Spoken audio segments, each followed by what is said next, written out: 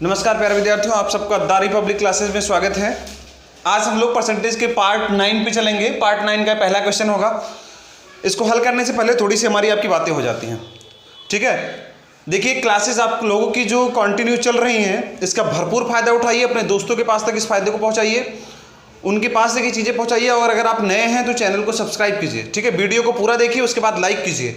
जो भी बच्चे पार्ट 9 डायरेक्ट देख रहे हैं वो सबसे पहले पार्ट 1 से लेकर के पार्ट 8 तक चीज़ों को देख लें, तभी आप इन चीज़ों को आगे समझ पाओगे, ठीक है ना। कुछ चीज़ें ऐसी होती है जो एक दूसरे पर डिपेंड होती हैं, तो पहले उन सारे पार्ट्स को आप देखिए, उसके बाद इस पार्ट पे आइए, ठीक है।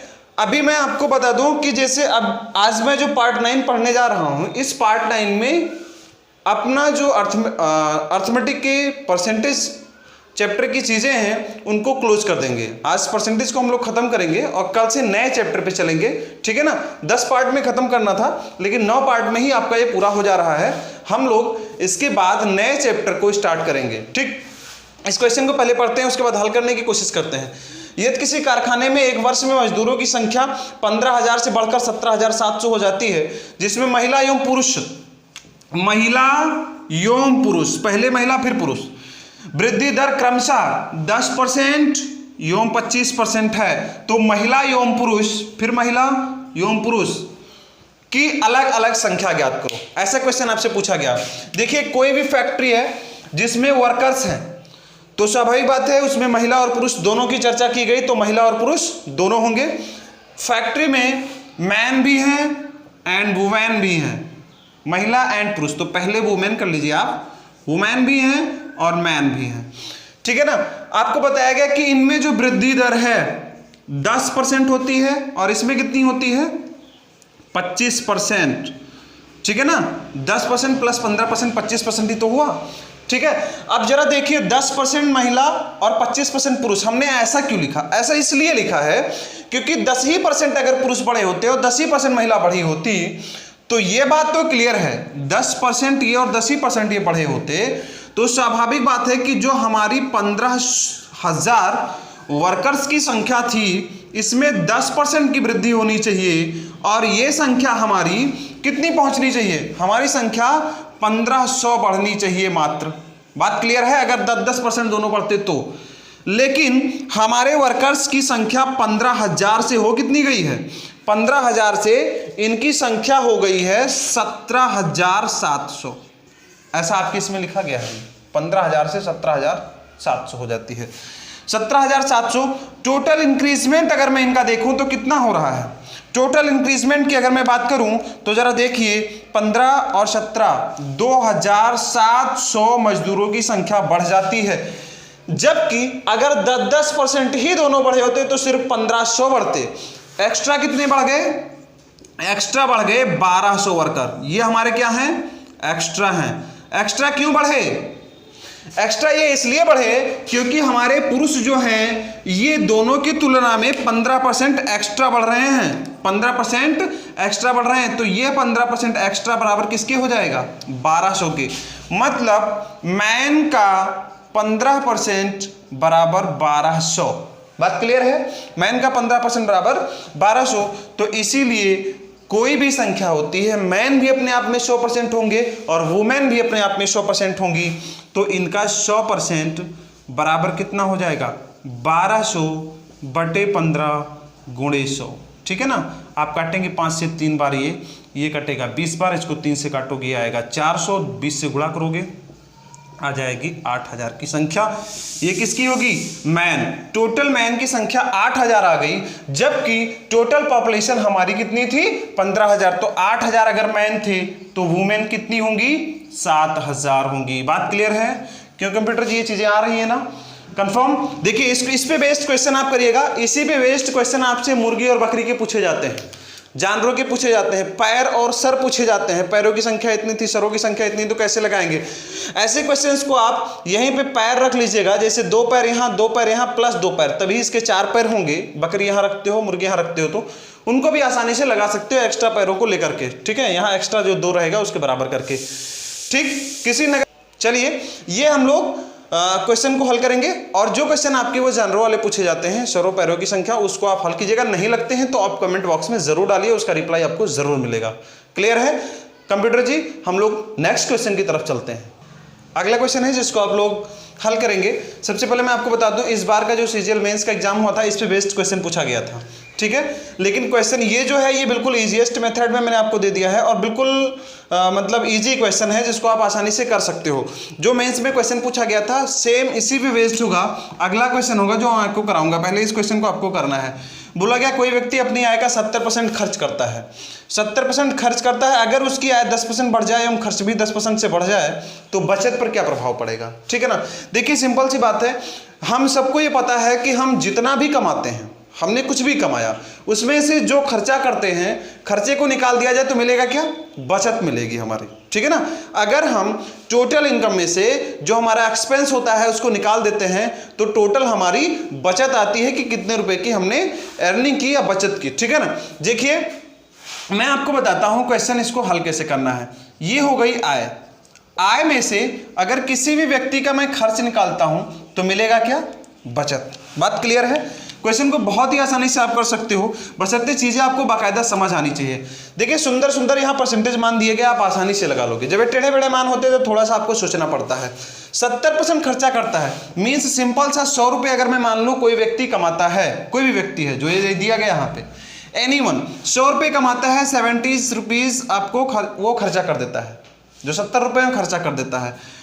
और देखिए 100 में से 70 खर्चा करेगा तो बचेगा कितना, 30 रुपए की उसकी बचत हो जाएगी। बात क्लियर है। आपको बोला गया कि उसके आय में 10% की वृद्धि कर दी जाए, तो आय 10% से अगर आप बढ़ा देंगे तो ये बात आपको समझ आनी चाहिए कि 100 का 10% कितना होता है, 10 रुपए की वृद्धि हो जाएगी, उसकी आय हो जाएगी 110 रुपए। अब खर्च भी उसका 10% से बढ़ जाता है, 10% से आप बढ़ा देंगे तो खर्च में भी उसके 7 रुपए की वृद्धि हो जाएगी, क्योंकि 70 का 10% कितना आएगा, 7, तो उसका खर्च कितना हो जाएगा, 77 रुपीज। आप जरा देखिए बचत कितने की थी, 30 की। कब, जब वो 100 कमाता था 70 खर्चा करता था। अब वो 110 कमाता है 77 खर्चा करता है, तो उसकी बचत कितने की हो जाएगी, 33 रुपीज की। बात क्लियर हुई। 110 कमाया, 77 खर्चा किया, 33 बचाया, बचत पर क्या प्रभाव पड़ा, ये क्वेश्चन आपसे पूछा गया है, बचत पर क्या प्रभाव पड़ेगा। आप जरा देखिए 30 रुपए की बचत पहले थी, 33 रुपए की बचत अब हुई, क्या प्रभाव पड़ा, 3 रुपए की वृद्धि हुई। कितने पर, 30 पर, जो प्रारंभिक बचत उसकी थी उस पे। तो प्रतिशत वृद्धि पूछा, 100 से गुणा कर दो। आप देखेंगे 3 से काटेंगे 10 और ये 0 इससे कट जाएगा, मतलब 10% की क्या हो गई, वृद्धि हो गई। 10% के उसके बचत में क्या हो गई, वृद्धि हो गई। ऑप्शन नंबर फर्स्ट आपका सही आंसर होगा, ठीक है ना। चलिए इसको स्क्रीनशॉट ले लीजिए और कंप्यूटर से रिक्वेस्ट करेंगे अगले क्वेश्चन पे हम लोग बात करेंगे। ये सीजीएल 2000 मतलब इस बार का जो एग्जाम हुआ है सीजीएल का मेंस का, उसमें क्वेश्चन आपका पूछा गया है, इसको हम लोग हल करने की कोशिश करेंगे। बिल्कुल पिछले क्वेश्चन पे डिपेंड है ये क्वेश्चन। अभी तो अपनी आय का 66 से 2/3% खर्चा करती है, अगर उसकी आय 33 से 1/3% बढ़ जाए एवं खर्च 25% से घट जाए तो बचत पर क्या प्रभाव पड़ेगा। कोई भी व्यक्ति है, उसकी आय जो होती है, आय में से अगर खर्च को निकाल दिया जाए तो मिलता क्या है, बचत। टोटल रुपए जो आप कमाते हैं उसमें से अगर आय को निकाल दिया जाए तो आपका खर्च को निकाल दिया जाए तो मिलेगा क्या, बचत। 66:2/3%, जिसका मतलब होता है 2/3। अगर कुल आय उसकी 3 है तो उसमें से 2 वो खर्च करती है अविता, तो बचेगा कितना, 1। 3 रुपए अगर वो कमाती है तो 2 खर्चा कर देती है, बचाती कितना है, 1। मतलब अगर 300 कमाती है तो 200 खर्चा करती है, बचाएगी कितना, 100। बात क्लियर है। अब जरा आप देखिए कि बताया गया कि उसकी आय में 33 से 1/3% की वृद्धि होती है, मतलब 1/3 की, 300 का 33 से 1/3 मतलब आएगा 100। 100 की वृद्धि होती है तो टोटल 400 हो जाता है। और उसके खर्च पर कितने की वृद्धि होती है, उसके खर्च पर 25% की कमी आती है, कमी आएगी। ये तो वृद्धि होगी और ये कमी आएगी। अब आप जरा सोचिए 200 का 25% मतलब 1/4 हो जाएगा 50 रुपये वो अपने खर्च में कमी करता है। 200 खर्च करता था, 50 कम खर्च करेगा तो अब 150 खर्चा करेगा। सिंपल सी बात है कि जब वो 300 कमाती थी तो 200 खर्चा करती थी और 100 बचाती थी। अब 400 कमाती है, 150 खर्चा करती है, तो क्लियर है कि 250 बचाएगी। बात क्लियर है ना, समझ आ रहा है। 100 पहले बचत करती थी, अब 250 बचत करती है, बचत पर क्या प्रभाव पड़ेगा, ऐसा पूछा गया। आप ये समझ रहे हैं कि पहले 100 की बचत, अब 250 की बचत, एक्स्ट्रा बचत कितने की हुई? 150 की।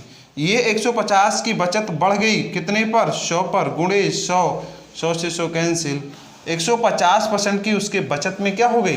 वृद्धि हो गई। बात क्लियर है? ऑप्शन नंबर 3 हो जाएगा। बहुत प्यारा और बहुत बढ़िया क्वेश्चन है। इस पे बेस्ड जो और क्वेश्चन आपसे पूछे जाते हैं उनको आपको करना है। इसको आप हल कीजिए, स्क्रीनशॉट लीजिए, कंप्यूटर जी, हम अगले क्वेश्चन की तरफ चलेंगे। ठीक है, ये नेक्स्ट क्वेश्चन है आपका, हम नेक्स्ट क्वेश्चन की तरफ चलते हैं, इसको हल करेंगे। बढ़िया क्वेश्चन है, बहुत प्यारा क्वेश्चन है। ठीक है ना, प्रीवियस ईयर क्वेश्चन है ये। मोहन अपनी आय का एक निश्चित भाग बचाता है जिससे वो 15 महीने में एक बाइक खरीद सके। अगर उसे ये बाइक 12 महीने में खरीदनी हो तो कितने प्रतिशत बढ़ानी होगी? तो बचत कितने प्रतिशत बढ़ानी होगी, ऐसा क्वेश्चन है। ठीक है ना, आप जरा सोचिए, जो मोहन है वो बाइक को खरीदना चाहता है, तो बाइक की जो मैं कीमत की बात करूं, सबसे पहली जो बाइक की कीमत होगी वो जितने महीने दिए गए हैं, इन दोनों टाइप के महीनों का एलसीएम होगा, 15 और 12 का एलसीएम कितना आएगा? 60 आएगा। मतलब उसकी बाइक जो है अगर वो 60 रुपए की है, कितने रुपए की है? 60 रुपए की, तो इसे वो कितने महीने में खरीदना चाह रहा था? 15 महीने में। कितने महीने में खरीदना चाह रहा था? 15 महीने में। बात क्लियर है? अब ये कितने रुपए में इसे खरीदना चाह रहा है? 12 महीने में। बात समझ आ रही है?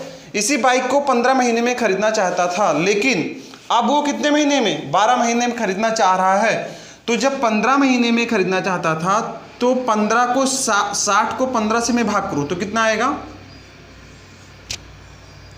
4 रुपए प्रति महीने उसे बचाना था, तभी तो 15 महीने में 60 रुपए बचा पाता और बाइक को खरीद पाता।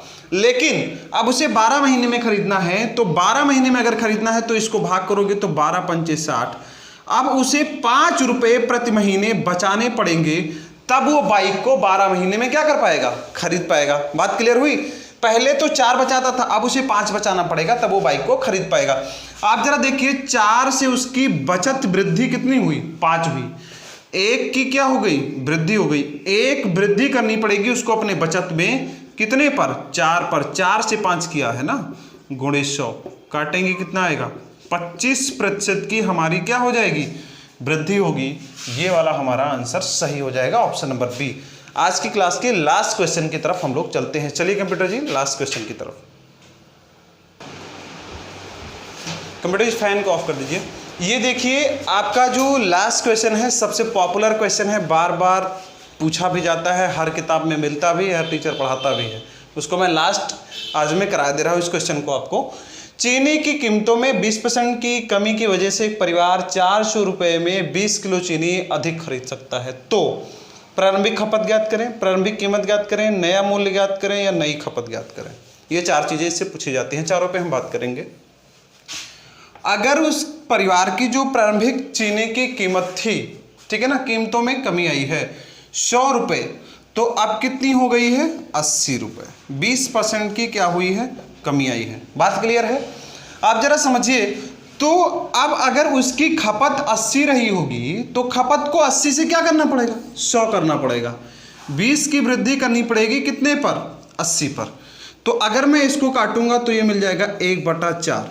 4 पर 1 की वृद्धि हुई, मतलब अगर प्रारंभिक कीमत उसकी जो थी वो कितनी थी? 4, तो अब 1 की बढ़ोतरी हो गई, प्रारंभिक उसकी जो मात्रा खरीदारी की थी वो 4 यूनिट थी, तो अब 1 की बड़ी वृद्धि हो गई, तो इसको बोलेंगे वृद्धि। ठीक है ना, और ये प्रारंभिक थी। जरा देखिए, वृद्धि 1 यूनिट की हुई है और किलो में टोटल कितने की हुई है? 20 की, तो 1 यूनिट बराबर 20 kg, ये वृद्धि है। तो अगर मैं बात करूं कि प्रारंभिक खपत कितनी थी, तो प्रारंभिक खपत उस परिवार की थी कितनी? 4 यूनिट।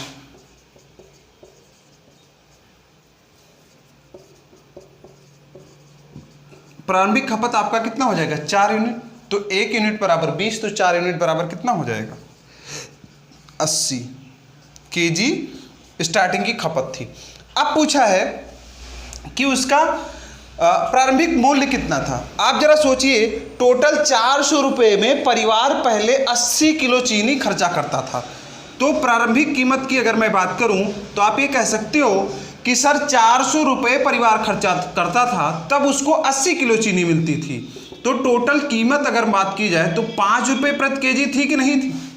परिवार की प्रारंभिक कीमत कितनी थी? चीनी की प्रारंभिक मूल्य कितनी थी?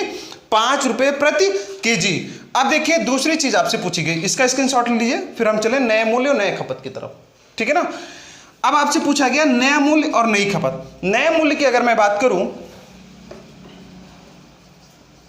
नए मूल्य की अगर मैं बात करूं तो जरा आप सोचिए, पहले उस परिवार के टोटल नया मूल्य अब उस चीनी का कितना हो जाएगा? 4 और 1 5 हो जाएगा। नई खपत जो हो जाएगी, नया खपत में बात करूं, नया खपत के बाद मूल्य निकालेंगे। नई खपत की अगर मैं बात करूं तो 4 यूनिट पहले खपत थी, 1 यूनिट की बढ़ोतरी हुई तो 4 और 1 5 यूनिट अब खपत आ गई। 1 यूनिट बराबर 20, तो 5 गुणे 20 मतलब 100 केजी चीनी की अब खपत उस परिवार की हो गई है, जो नई खपत है। अब नया मूल्य निकालना है, तो नया मूल्य क्या हो जाएगा? टोटल परिवार 400 रुपये में अब खरीद रहा है 100 केजी चीनी, तो नया मूल्य हो जाएगा 4 रुपये प्रति केजी। बात क्लियर है? इस पे बेस्ड बहुत सारे क्वेश्चन आपके पूछे जाते हैं, जिनको आप आसानी से कर सकते हो, चीज़ों को हल कर सकते हो।